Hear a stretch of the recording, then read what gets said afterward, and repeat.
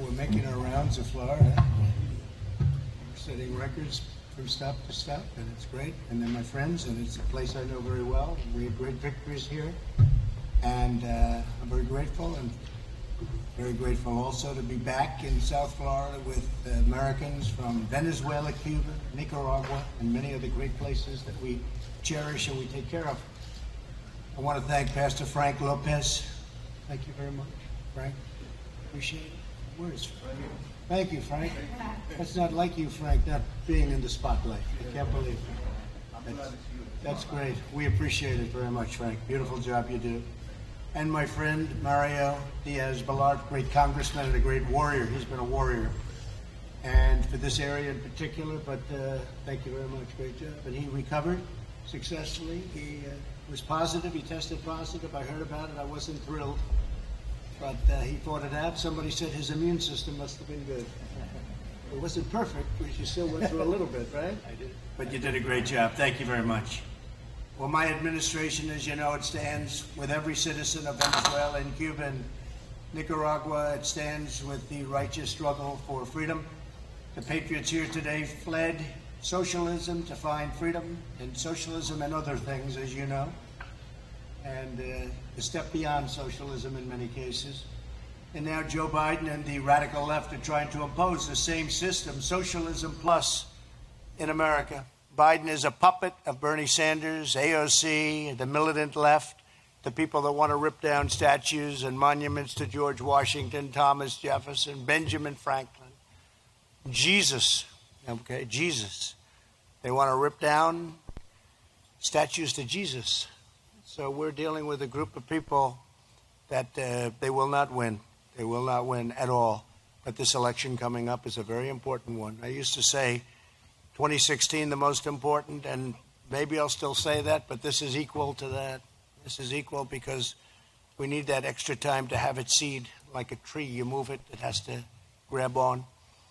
And that's why I appreciate you all being your great leaders, and I appreciate you being here. Nobody will be safe in a Biden America, but Biden doesn't know what a Biden America is. If you ask him to define it, he wouldn't even know what it is, but other people do. And he will have radical people running that. He'll be choosing a vice president who, we'll see what that ends up being, but he'll be choosing somebody. But even that person won't have as much to do with running the country as you'd believe.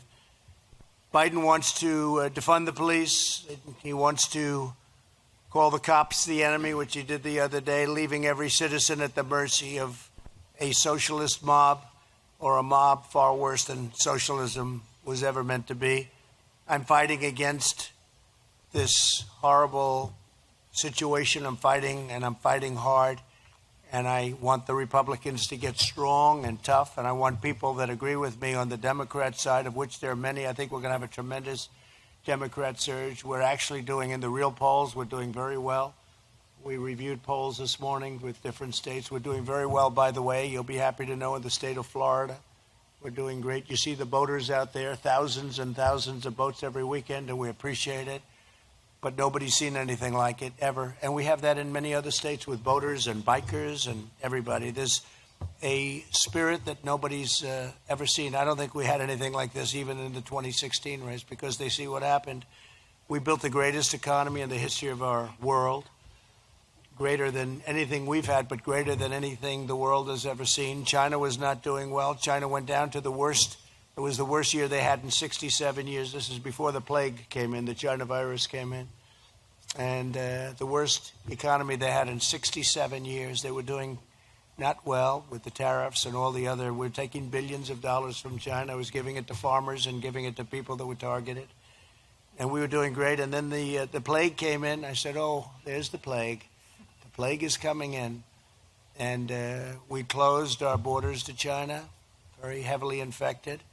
And we did the ban. And if we didn't do that, we would have had hundreds of thousands of more people dead.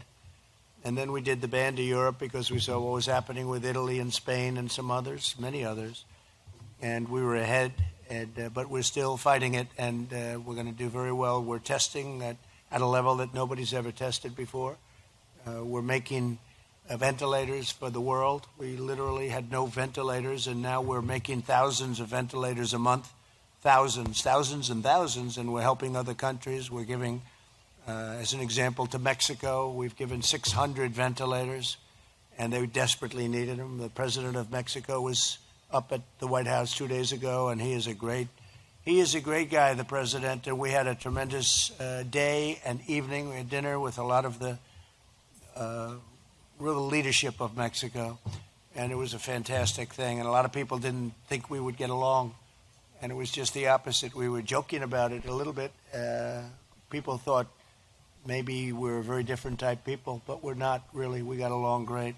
So the relationship with Mexico and the United States is very strong. We just signed the USMCA, which is tremendous. We had a horrible situation with NAFTA. It was the worst trade deal, I think, probably ever made. And now we have a great trade deal for the United States. And also it's very fair to Canada and to Mexico, so that's good. We imposed historic sanctions on the Maduro regime. We indicted Maduro for narco-terrorism, as you know, everybody here knows. We're standing with the righteous and rightful leaders of Venezuela. At this time it's Juan Guaido. We impose sanctions on Nicaragua for human rights violations. They've been violating a lot of human rights. A lot of very bad things are happening in Nicaragua. And I ended the Obama-Biden sellout to the Castro regime in Cuba. We've been very strong on Cuba. Cuba's not doing so well. Joe Biden has pledged to reinstate the pro-communist policies of the Obama-Biden administration. They were pro-communist policies. The deal he made with Cuba was ridiculous. It's ridiculous. What he did for Cuba and what they did for Cuba is ridiculous. And I guess it's why the Cubans gave me the Bay of Pigs Award just before the last election, if you remember. I got the Bay of Pigs Award, which was a great honor. I have it very proudly in my office. Republicans are the party of freedom. Democrats are the party of socialism and worse. That's what's happened. The Democrat Party is a whole different deal. They tear down the monuments and they think it's good. Nancy Pelosi made a statement, well, that's okay. That's no big deal. And the reason she said that is she has no control over it. She didn't say it because she really believed it. She said it because she has absolutely no control over what these people are doing. And we do. We were going to go into Seattle. We were all set to move, and then they heard that we were, and the police came out, and they did what they should have done weeks before. So we got that done. Minneapolis, same thing. We said you've got to send in the National Guards. After 4 days of ridiculous no law enforcement, we demanded that the National Guard be sent in. The minute it was sent in, it all ended. They walked through those streets like a knife goes through butter. It was pretty amazing. Now what we're doing is in Portland, we have a very radicalized group, and we have it so under control. We have it under control. The local police have not done the job. I think they were told not to do a job, but we have it very much under control. We're taking very strong measures, and we're looking at other places too. When you see what's going on in some of these Democrat-run cities, all Democrat-run cities, in every case, and they're going to hell, and we're doing a lot of things to get that changed, and we're going to get it changed very quickly. So I'd like to ask our great congressman to say a few words, if he would. He understands the situation. He loves this area very much. He will constantly call me, and if I can't get back to him immediately, he'll call me again, because he wants money coming here, and he wants a lot of other things coming here, and that's the way a good congressman's supposed to be, right? And he's not a good congressman, he's a great congressman. So if you would, please, Mario. Mr. President, thank you. If I ever can't get a hold of you, I then harass Mark Meadows, who's an amazing asset to our country. So let me first, to our friends here, the President, we just came back from Southcom. All of us in this community have known, Mr. President, for years that there's drugs coming in that our people see coming in. And yet, because of lack of assets, frankly, lack of leadership, and not supplying the assets, we can't stop them. And so this president has done this surge to Southcom to stop those narcotics from coming in. And I don't know of anything that could be done as quickly to actually save American lives as the initiative that the President has started a little while ago, and it's already bearing fruit. So, Mr. President, thank you for visiting the heroes here at Southern Command, but more importantly, for recognizing a threat to our national security and to the lives of our people and confronting it, not with lip service, but with action. So first, I want to thank you for that. Second, we're here with friends who understand, unfortunately, what socialism is all about. We have the daughter of a martyr who was murdered by the Castro regime. We have individuals here who understand that the situation in Venezuela, in Nicaragua, and in Cuba is not only disastrous for those people, but as you have stated so many times, it is a danger, a threat to the national security interests of the United States. I said it before that this administration has emphasized this hemisphere, but it's emphasized it in support for the cause of freedom, not solidarity with those who repress their people. It has shown solidarity with the people, not the oppressors of those people, by what the President just talked about, sanctions and tough pressure and diplomacy and leadership. Mr. President, on behalf of the folks that I represent, that I'm honored to represent, thank you. Those actions are not small. The impact on our national security is huge. The impact on the millions of people who are suffering, who now have hope, is immeasurable.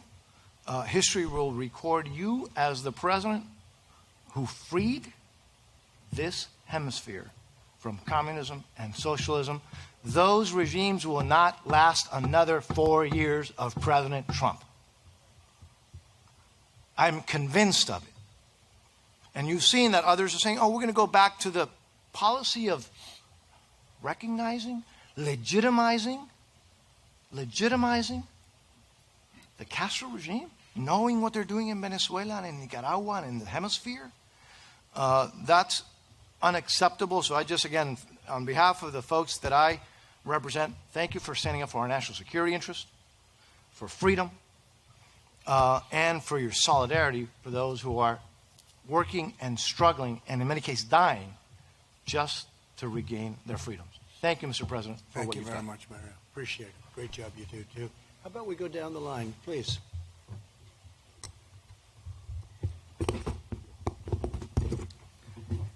Thank you, President Trump, for having me here today and letting me express my feelings about my homeland, Venezuela. I am proud to be here with so many prominent friends, Orlando, John, Congressman Mario Diaz-Balart, Rosa Maria Payá, Lorenzo, Lulu. My name is Ernesto Ackerman, and I'm the president of Independent Venezuelan American Citizens, more known as IVAC. My organization has worked over 18 years, very hard, lobbying in favor of Venezuelans in Congress of the U.S. And we were the first ones to work with Congresswoman Ileana Ros-Lehtinen and my congressional brother, Congress Mario Diaz-Balart, to achieve the law of sanctions against the narco-terrorists in Venezuela. I am the son of a concentration camp survivor. She is currently 97 years old, living still in Venezuela. I think that she feels that she is again reliving her time in a concentration camp. I left Venezuela in 1989, and only 45 days after the rallies that were called El Caracazo, very similar to what happened here some weeks ago. The excuse in Venezuela was gasoline. Was it here George Floyd? Then in 1998 came the elections and Chavez was elected president of Venezuela.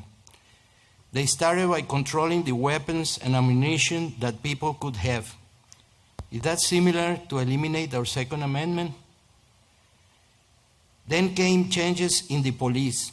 For example, all the police in the municipalities, Policía Metropolitana as an example, became Policía Bolivariana, and the colectivos appeared. Is that what means defund the police? Then from being the richest country in the region, today we are the poorest. No medicine, no food, and something so essential like drinking water. That is what socialism brings to a nation. I became a citizen of this great country in the year 2000. I have a wonderful wife, 3 daughters, one of which is an ex-police officer, and 4 grandchildren. What future would they have in socialism? That is why, Mr. President, being a proud American, I will work hard to prevent socialism from penetrating this great country, and count with me to support to achieve it. Mr. President, that's why today I want to make you 2 requests. First, that we eliminate the germ of socialism from its essence in Venezuela, Cuba, Nicaragua, etc. And second, help the people of Venezuela to get rid of the narco-terrorists who have kidnapped our nation. They alone cannot do it. The countries of the region must have a greater participation since they are also affected by this situation. Your leadership is necessary to fulfill this goal. Thank you, Mr. President, and I am working for you for more 4 years. It's very nice. I appreciate it. Beautifully said. And it is a catastrophe when you think of what happened to Venezuela. Thank you very much. Thank you. Thank you, Mr. President. It's an honor to be here with you and to hear these stories on why the fight for freedom can never be forgotten. Mr. President, your campaign and the Republican National Committee are building the largest grassroots movement in American history because of you and your steadfast commitment to always put America first for every American. The Republican Party is growing by the day because Americans know that you're standing up for our freedoms and what makes America great, no matter the criticism. And because of that, the Republican Party is now the party of freedom, thanks to you. As we say here, somos el partido de la libertad.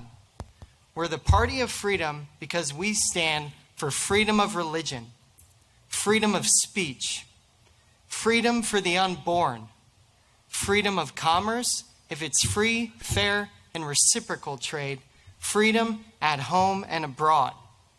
The Hispanic and Latino community in Florida knows the horrors of life without freedom. They've seen firsthand how leaders who value control, not freedom, destroy prosperity, security, and opportunity. That's what happened in Venezuela, in Cuba, in Nicaragua. That's what socialism does.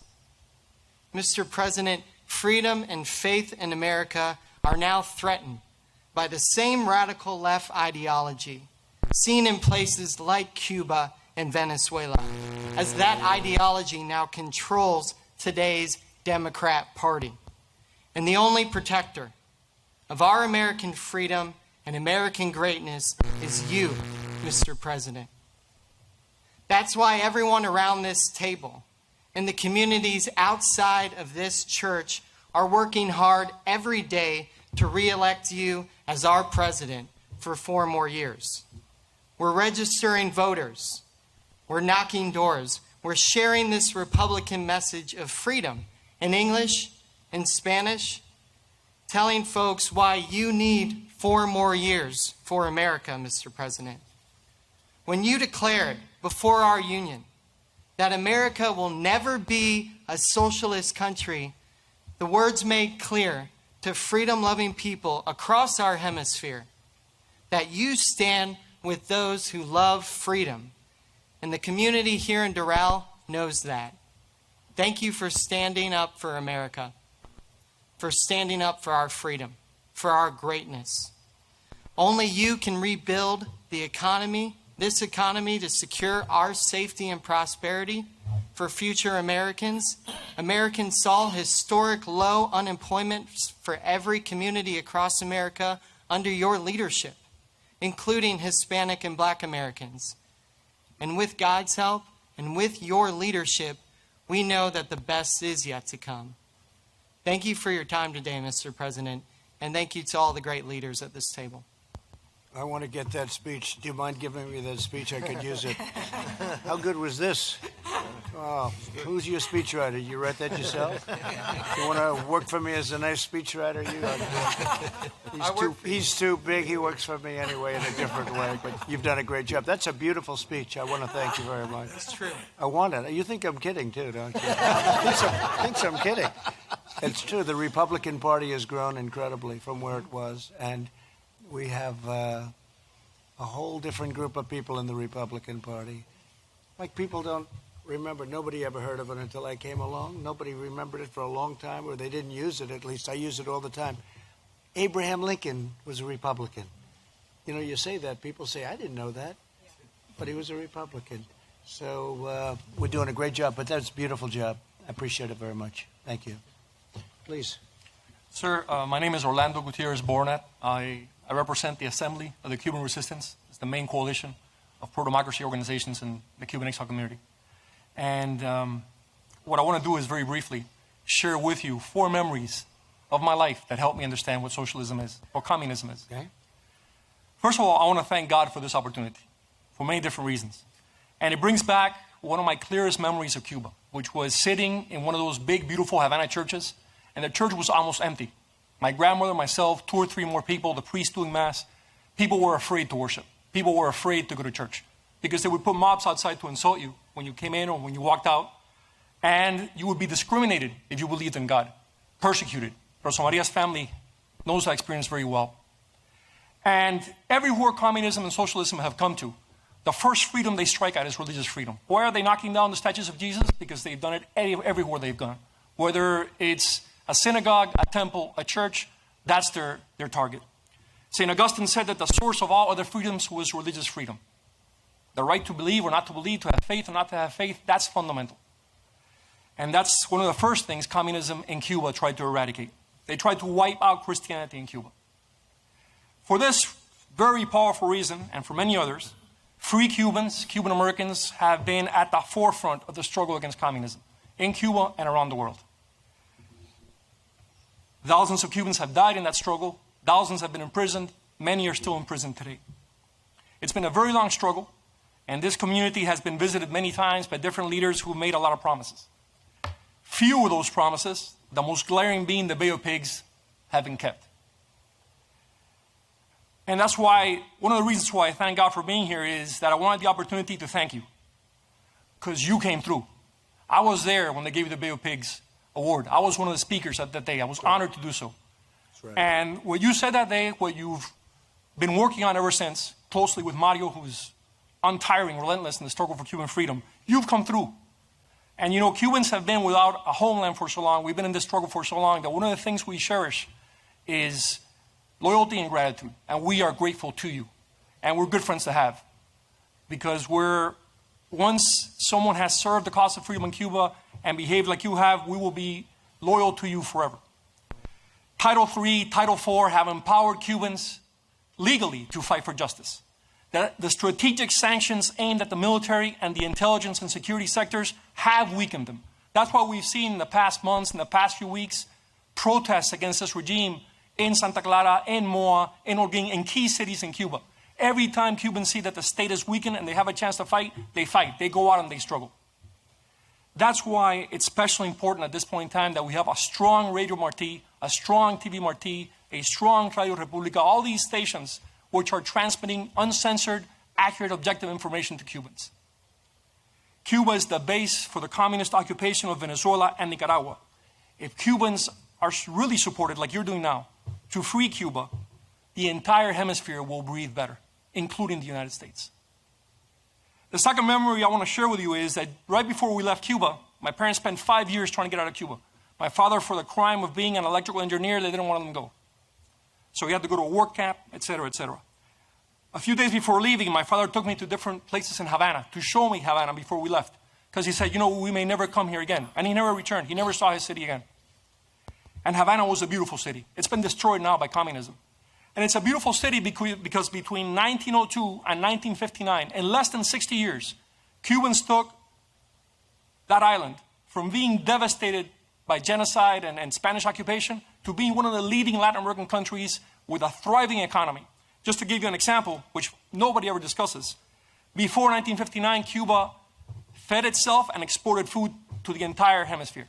Cuba today cannot feed itself without US donations of food. So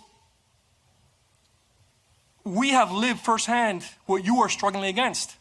Those many in media and in Hollywood who spread lies about socialism, lies about communism, lies about what happened in Cuba. People are naive about socialism. They're naive about communism. Che Guevara himself said that the goal of communism and socialism was to destroy the individual, to destroy individualism. That's the engine of freedom. That's the engine of prosperity. Compare Cuba today with Israel or with Taiwan. And by the way, this community also thanks you for your support for Israel and Taiwan. Look how those countries are doing. Same size, very similar to Cuba. They've prospered. Cuba has collapsed. So, my last memory is the 24th of February of 1996. 4 Cuban Americans were massacred over international airspace, trying to help people who were escaping Cuba in rafts. We urge you to consider the indictment of Raul Castro for that massacre, and that the regime be tried in an international tribunal, a Cuban Nuremberg, for the crimes against humanity, like that massacre and many others that it has committed. That regime must be removed. They won't do an opening. They won't do elections. It's a regime which will remain in power until the Cuban people have the support to take it out. And what I want to end with, the last memory, is I was my grandfather's only grandson. Big family, only grandson. Before we left Cuba, my father went to see his father. And my grandfather said, without hesitation, get him out of here. Take him out of here. There's no place to grow up. I want him to be a free man. I'm very proud to be American. I'm very proud to be Cuban because I have a debt with him. I have a debt with my parents, with my grandparents, and with this country. So count on us.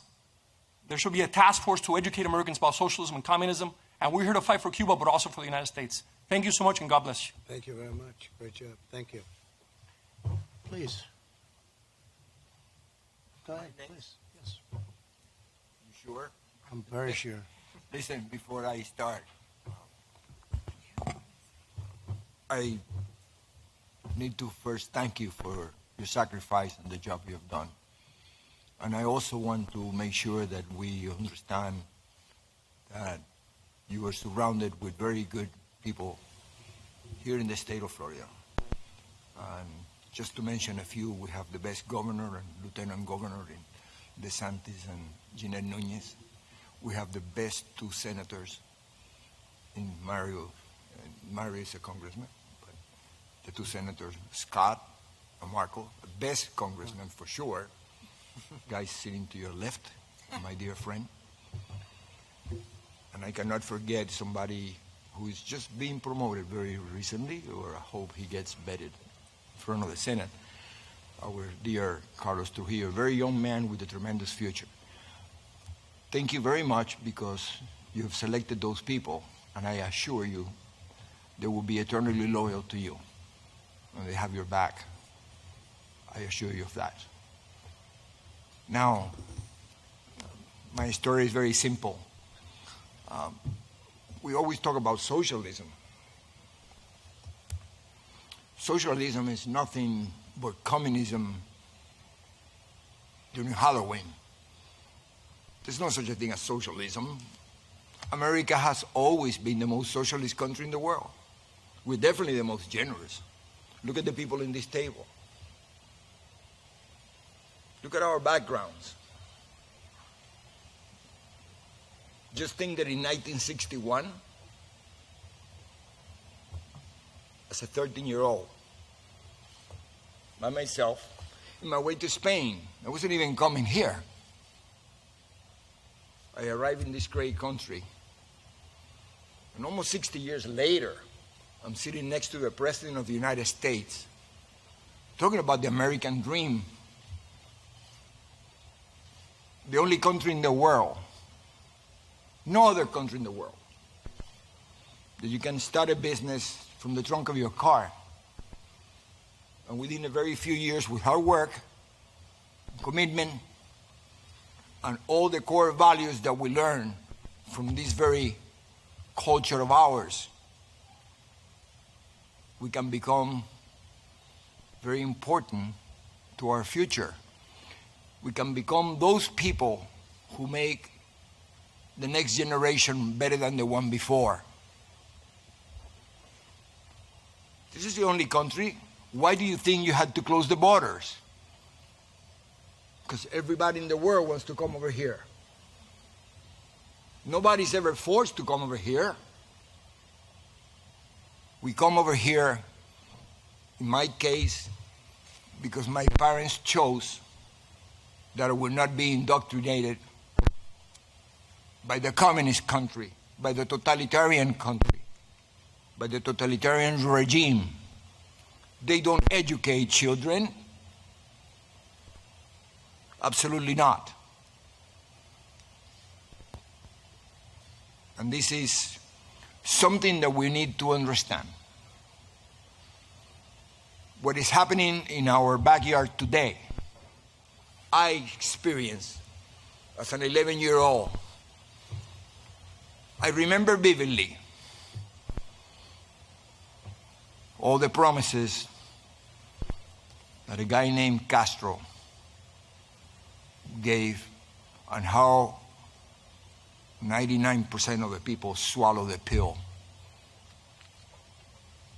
It took many years later, after I read somebody named Saul Alinsky, that I realized that all those people were nothing but useful idiots. I remember Castro while in the mountains being interviewed and asked if he was a communist. He went crazy. I dare you, he says. Católico, apostólico, y romano. I'm a Roman Catholic. Educated by the Jesuits, he was. How dare you? We even have a priest in the mountains. We used to have priests in the mountains. I remember, I was the Marist brothers, Christopher Columbus here, for those of you know. And I remember the brothers, the Marist brothers, used to send young kids to the mountains because it was the second coming of our Lord. He was going to save Cuba. I remember how he promised to the farmers, to the Guajiros, that you're going to own the land.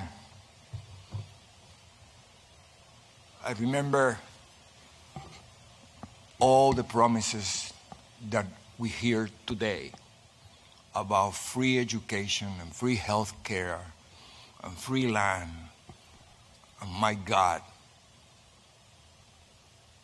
no freedom.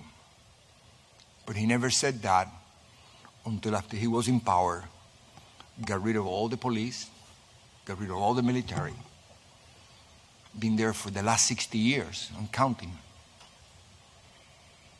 And he destroyed each and every one who helped him. The Catholic Church. Everybody. And why do I know that?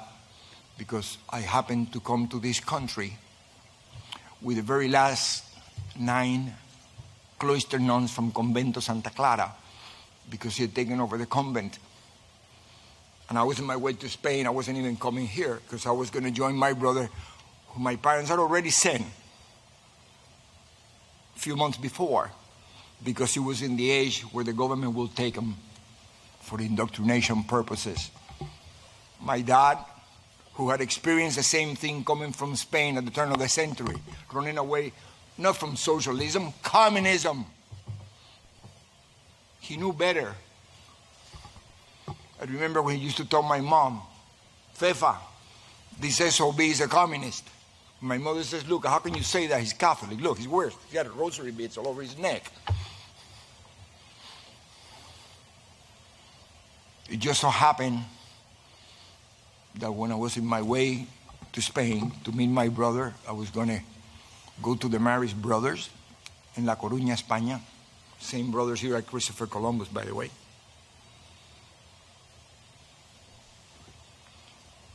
My brother died. And I was kept in this country. Greatest blessing I ever had.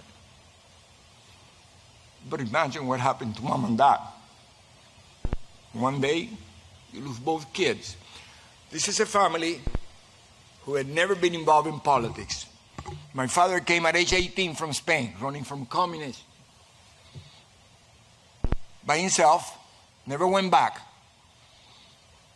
After a long, long life of sacrifice, when he was about to enjoy the fruit of his labors, just like a president that is helping us today, because he could have been just having a good time, one of his many beautiful golf courses, I know. But yet he gave up enjoying the fruit of his labors to do this. So did my dad. That's why I love you. Exactly the same. So when they're about to do that, from one day to the next, they end up in this country with the shirt that he was wearing on his back. And little Maximo have been here already 4 years. But thank God for Pedro Pan. Talking about socialism, Catholic Church, 14,000 kids who came like me in this country without parents. And we were provided an opportunity. This is what makes our country great. They didn't give me free nothing. They gave me the opportunity. That is the most valuable thing in the world.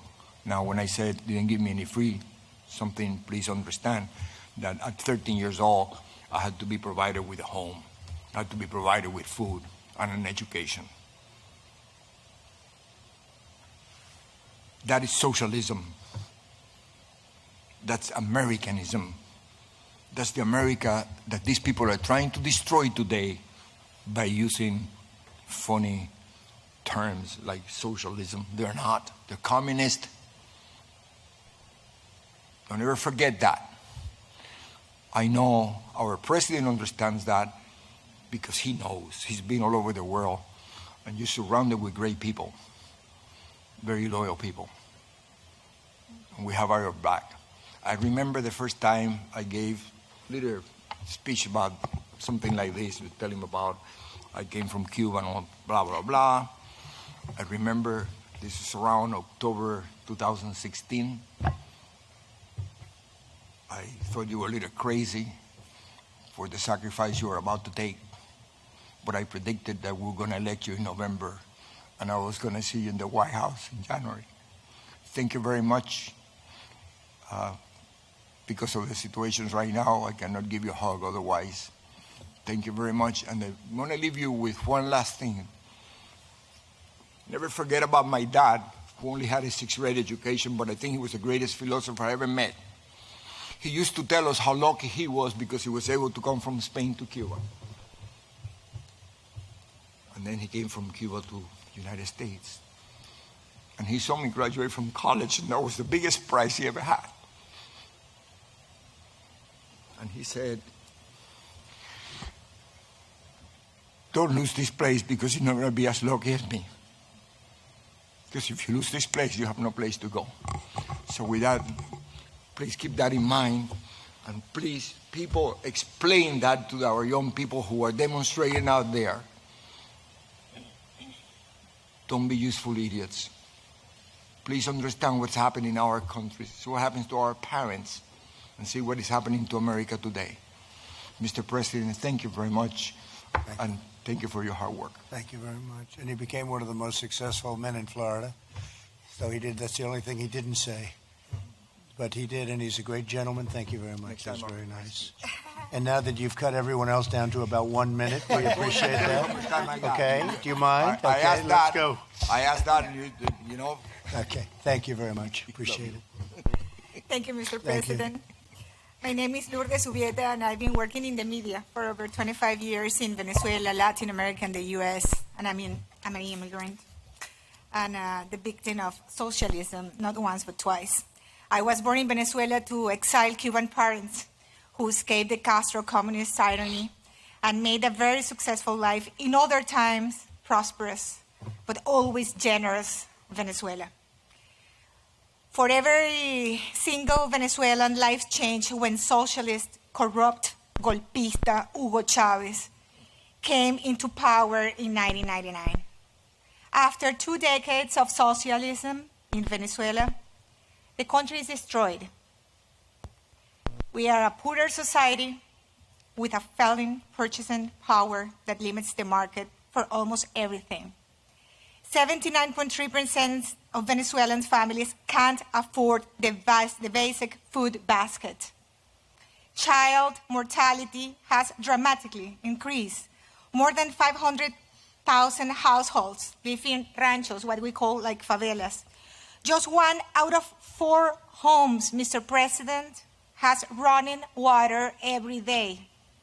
Just 1 out of 10 homes has power every day.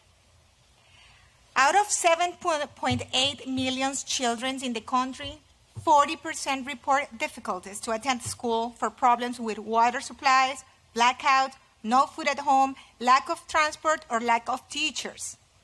In conclusion, around half of the more vulnerable population can complete 12 years of school or graduate, which will help in some way to reduce the risk of remaining in poverty.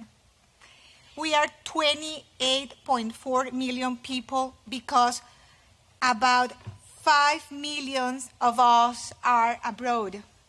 Migration made us not only fewer, but older. We have more senior citizens, more fragile in terms of health and productivity. Our society is therefore less able to produce wealth and more in need of different ways of assistance. This is the reality, Mr. President, of 6 out of every 10 Venezuelan families. This number places Venezuela as the poorest country in Latin America and the Caribbean right now. Chavismo destroyed the economy. Our internal capacity to produce food and basic services. It ravaged the oil industry to the point that we can't even produce our own gasoline. Above all this, Mr. President, transnational organized crime controls Venezuela. Drug cartels, Colombian guerrillas, international mobs, and Iranian-financed terrorists operate freely under the Chavista regime with the Cuban agenda. How, Mr. President, a hungry, broken, and sick country that has tried everything to get rid of this criminal regime, bathing our streets with the blood of the youngest, our political prisoners, exiles, tortured, and disappeared under the dominance of organized crime, how can they relieve themselves from this nightmare? You have been the only president who has stood firm against these criminals.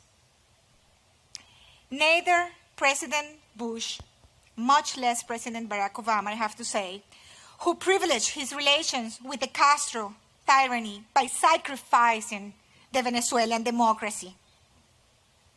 They did nothing for Venezuelans to regain their freedom. Venezuela is kidnapped by the organized crime. Your actions, President, are the only hope for Venezuelans who wake up every day, let me tell you. Every day they wake up looking at social networks to find out if there is a new measure by Donald Trump against that genocidal regime.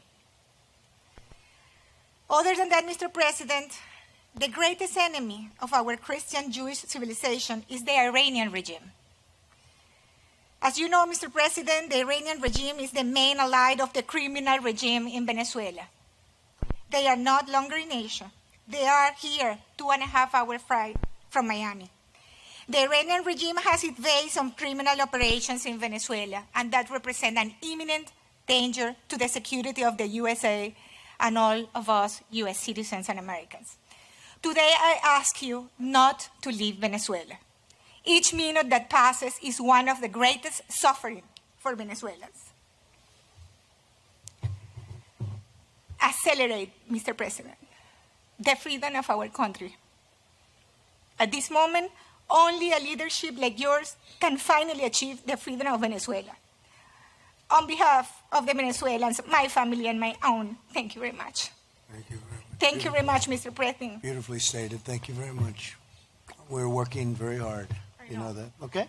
I know, Mr. Thank you President. very much. Thank you very much, and thank you very much, Mario.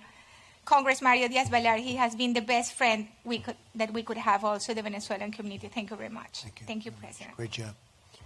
Mr. President, it's a great honor to be here, to see you again. My name is Mario Bramnick. I'm a local pastor in South Florida. We also have the Latino Coalition for Israel, following your great work of moving the embassy, and you've been the best friend of Israel that Israel ever has had. Also had the honor of serving on the National Hispanic Advisory Council for 2016 with Jenny Korn, and now on the Advisory Board of Latinos for Trump. I cannot express our gratitude for the sacrifice that you and your family have made for our nation. And as has been shared here, all of the enemies of America are rising inside of America and globally to defeat your presidency in 2020. We can see, because of what God is doing in your life and over your life, it is God's hand as a modern day Cyrus that's upon you. We are so grateful. I was born in Cuba, and we fled communist Cuba to come to America for the American dream. In 2016, after 8 years of Barack Obama, we were afraid what we fled from was coming to the shores of America. And now we're being told that Barack Obama and Hillary Clinton are moderates compared to the new Democratic Socialist Party of Biden, Ocasio, Saunders. I mean, I think we should have a go-fund trips to Venezuela and Cuba to see how good socialism would be for our nation. It's unheard of. None of us here would have ever imagined that we would be seeing what we are seeing here now. I mean, it's really the socialist, anarchist, anti-Christian party. The only good thing is that the American public has a clear description of what we're up against. The Castro government murdered my wife's father when she was 5. We visited Cuba a year ago, and there's such poverty and misery where professionals make $80 a month. There's shortages of all kinds of food, and they live in buildings that would be unsafe structures here in America. Thank you for cracking down on the Castro regime and reversing Obama's détente. We as Cuban Americans are grateful and applaud that action. Under a Biden administration, he would undo that action and begin to support the communist regime. Thank you. Before COVID-19, we had the best record Hispanic unemployment of 3.9%, lowest poverty rate amongst Hispanics, and the Hispanic median income was best than ever. We're seeing an amazing economic turnaround, and you, Mr. President, are our best hope to make America great again. There's no one else that can do what you did, and we know you're already doing it now. And I've been with you so often. We love you. Te amamos mucho. I know your heart for the Hispanics. I know your heart for the immigrants. I know your heart for the African Americans. I was with Pastor Paula at the beginning, and I said, at the end of your terms, you will be known as a champion for Hispanic Americans and for African Americans, and I believe all will know, because I know your heart and your labor for our community.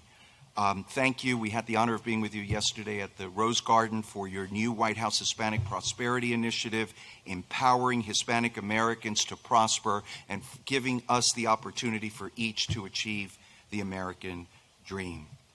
We as Cuban Americans loved President Reagan. Many of us became Republicans during the Reagan era because of his strong stand and strong economics. But I believe that you are the best president for our community in the history of our nation. And we do see God's hand upon you. We applaud the U.S.-Mexican trade agreement, what you're doing with Mexico, what you're doing with Central America. And I believe that Cyrus mantle over your life, also in a sense the leadership. In our organization, we deal with heads of state in Latin America on their move of their embassy. They're all looking to your leadership, to the Vice President, to this administration. And really, there's so much in the balance. And I'll end with this. We were at a White House dinner, and I said, Mr. President, we pray for you. There's a bullseye on your chest. And there's a terrible attack against you, your family, and what you have to endure. And we're praying for you, for the First Lady, and for your family. But it's not so much an attack against you. It's an attack against the soul of our nation.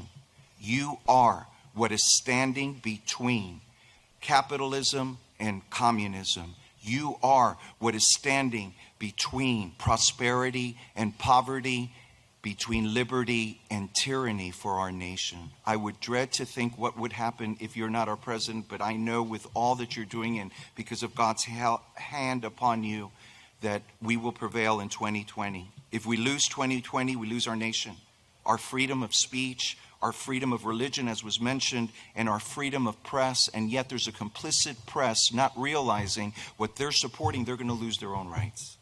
It's 1776 all over again. And we are here with you, praying for you, mobilizing to make sure that we don't lose our nation.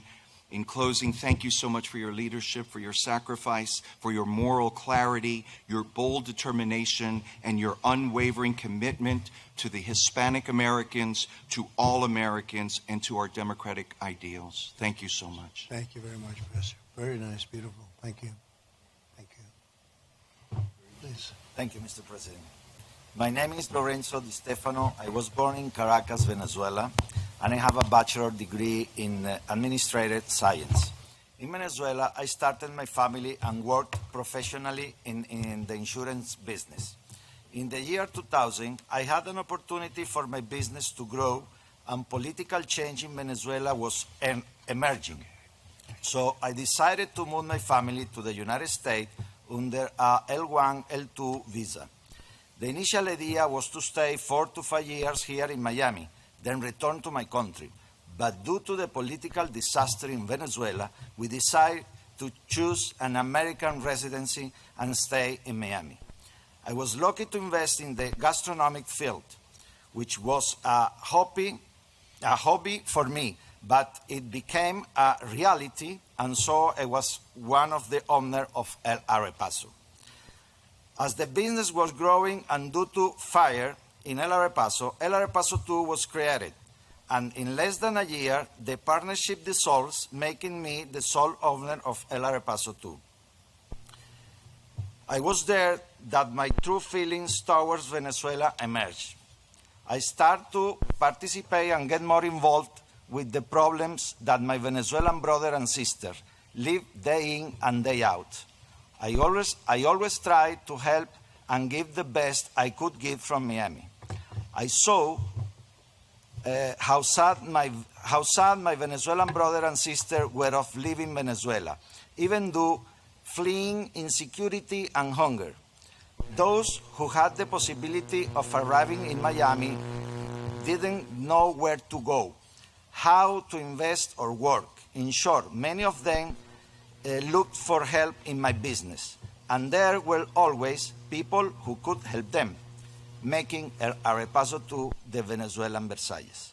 Mr. President, Venezuela was a paradise. It had everything, and unfortunately, the mistake was made to choosing a president who would guide the country to Castro communist terrorism and drug trafficking.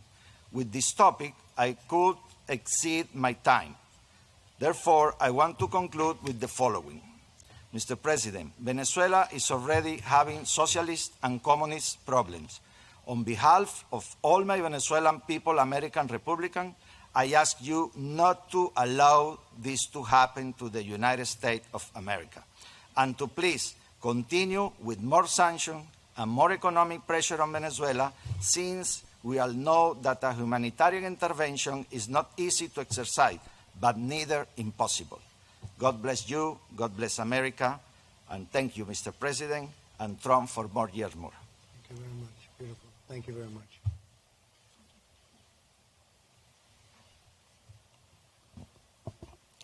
Thank you so much, Mr. President. I'm truly honored to be here as a voice for freedom of the Cuban people and among so dear friends. Thank you, Mr. President, for meeting with us today, for your friendship, and for standing with us, the Cuban people, who wants to be free to decide our own destiny. Thank you, Mr. President, also, for your historic actions to support democracy in Cuba and to pressure the cruel communist dictatorship. Our Cuban people suffer constant oppression from the socialist state. For more than 6 decades, communist Castro regime has imposed the culture of the exclusion and the discrimination against any Cuban with a divergent expression. They abolished our civil liberties, our freedom of faith and of speech. They tried to delete our history, our faith, and our culture. The Castro regime tied the hands of the Cuban people to make us poor and dependent, because communism mutilates the human soul in order to control the society. And those who raise their voice in favor of freedom, in favor of justice, those are risking prison and even death. This July 22nd will mark 8 years since my father, Oswaldo Payá, was assassinated by the communist regime. My father founded and led the Christian movement for liberation. He was a leader of the political opposition, but he was also a moral leader to thousands and thousands of people who demanded a right to have a voice and participate to change the system. He was the most generous man I ever met, and he was killed by the communist regime. They were trying to kill his legacy because they were in fear of the faithful, in fear of the conviction of a silent majority awakening and demanding freedom. And although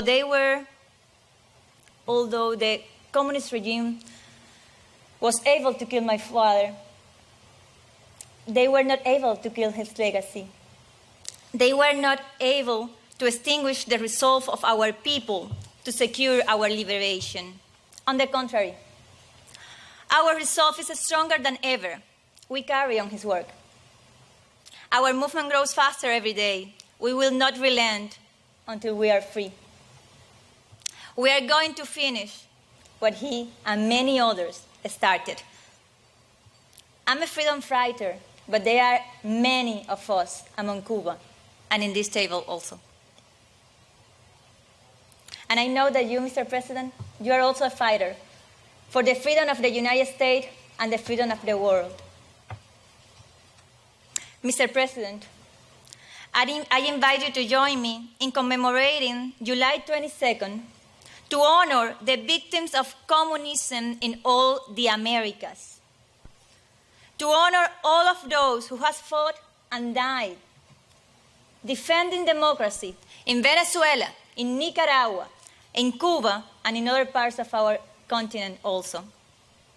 It is important, it's vital to raise our voices to call for liberation of the political prisoners and to stop the impunity of the Castro regime.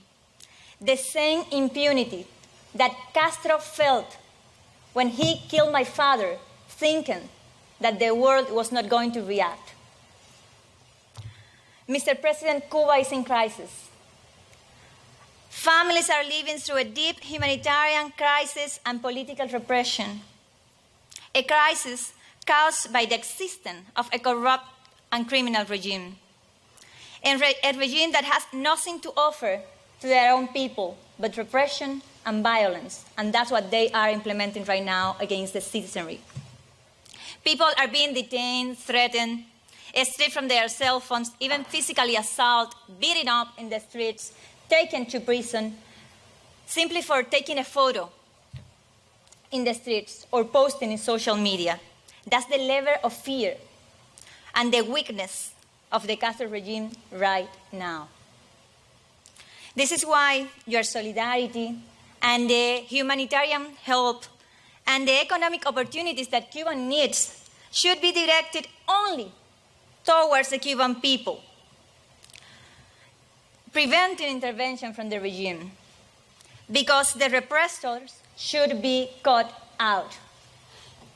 We count on you, Mr. President, to continue shutting down all of the dictatorship sources of funding, which it uses to sustain the Cuban military, its apparatus of oppression, and its narco-terrorist activities. Mr. President, this hemisphere has paid a high price for tolerating 6 decades of Castro communism in Cuba, a regime that has caused the end of the democracy in Venezuela and in Nicaragua, and the largest refugee crisis of our lives. It is time to end it. The regime that infiltrated societies to spread chaos, hate, and division, and destabilize their democratic governments throughout the hemisphere and also here in the United States. Throughout the use of propaganda, the communist ideology has contaminated the minds and soul of young people in Latin America and in the United States. It is time to tell them the truth. President Trump, this dictatorship threatens peace and security of the continent. As you know, they are involved in criminal and terrorist-related activities, drug trafficking, trafficking persons through the communist medical brigades, corruption, providing sanctuary and support to terrorists. Mr. President, I encourage you to indict Raúl Castro, Díaz-Canel, and all top officials of the regime. And very importantly, I encourage you to designate the Cuban military, its intelligence services, and the Cuban Communist Party as foreign terrorist organizations because their relation with the crime and the narco-terrorism threatening the region. Our movement, Cuba Decides, is a national and global initiative to force the Cuban regime to submit to the will of the people and leave.